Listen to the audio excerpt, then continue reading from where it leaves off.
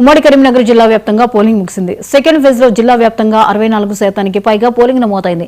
ఉమ్మడి జిల్లా వ్యాప్తంగా రెండో విడత 418 గ్రామాలు ఉండగా 26 స్థానాలు ఏకగ్రీవమయ్యాయి. దీంతో మిగిలిన 392 స్థానాలకు పోలింగ్ జరిగింది. తమ ఓటు హక్కును వినియోగించుకునేందుకు ఓటర్లు పెద్ద సంఖ్యలో తరలివచ్చారు.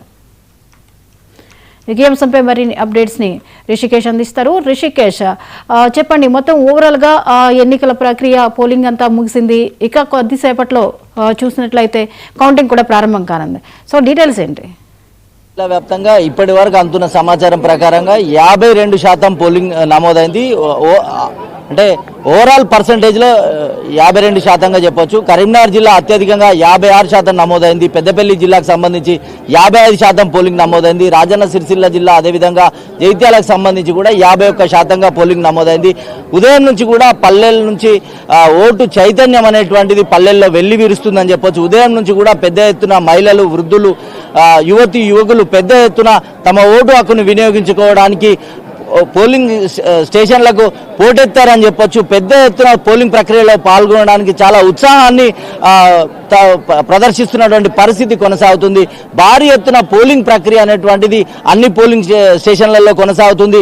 ఇప్పటి నుంచి అంటే ఇప్పటికే సామాన్యులతో పాటుగా ప్రముఖులు కూడా జగిత్యాలకు సంబంధించిన ఎమ్మెల్యే డాక్టర్ సంజయ్ కుమార్ కావచ్చు, అదేవిధంగా మానకొండూరు ఎమ్మెల్యే డాక్టర్ కవ్వంపల్లి సత్యనారాయణ, అదేవిధంగా సిపిఐ నాయకులుగా ఉన్నటువంటి చాడా వెంకటరెడ్డి కావచ్చు, మొత్తంగా కూడా తమ ఓటు హక్కును వినియోగించుకున్నారు. ప్రతి ఒక్కరు కూడా తమ ఓటు హక్కును వినియోగించుకోవడానికి కూడా పెద్ద ఎత్తున తరలి రావడం అనేటువంటిది గొప్ప విషయంగా చెప్పొచ్చు. ఇప్పటికే మొదటి విడత 80%కు పైగా నమోదైంది.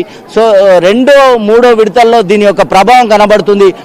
80% మించి పోలింగ్ అయ్యేటువంటి అవకాశాలు పెద్ద ఎత్తున కనబడుతున్నాయి. ఉదయం చలి తీవ్రత ఉన్నప్పటికీ కూడా 7 గంటల నుంచి పెద్ద ఎత్తున చలిని లెక్క చేయకుండా ఓటర్లు వచ్చి తమ ఓటు హక్కును వినియోగించుకున్నారు. అయితే ఇప్పటికే 2 సంవత్సరాల పరిపాలన కొనసాగించినటువంటి కాంగ్రెస్ పార్టీకి సంబంధించి ఒక మెరుగైన ఫలితాలు సాధించినప్పటికీ బీఆర్ఎస్ కూడా తమ ఉనికిని, తమ మనుగడను మరొకసారి చాటి చెప్పినటువంటి నేపథ్యంలో బీజేపీ అనూహ్యంగా పంచాయతీ ఎన్నికల్లో తమ మార్కును సాధించడంతో ఈ ఎన్నికలు చాలా ప్రతిష్టాత్మకంగా మారే.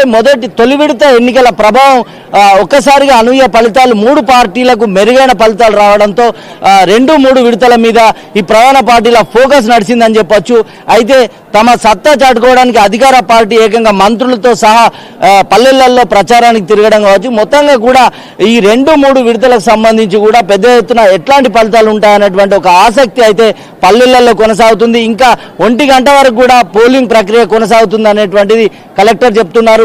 అన్ని రకాలైనటువంటి ఏర్పాట్లు చేశారు. 80% దాటి పోలింగ్ జరిగేటువంటి అవకాశం ఉంది. అంటే టోటల్ టర్నౌట్ మనకు 1 తర్వాత వచ్చే అవకాశం ఉంది.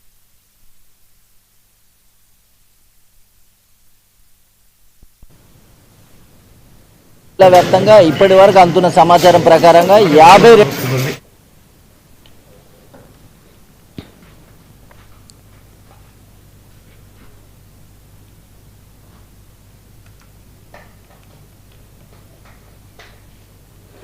గుంటూరు శంకర్ విలాస్ ప్రాంతం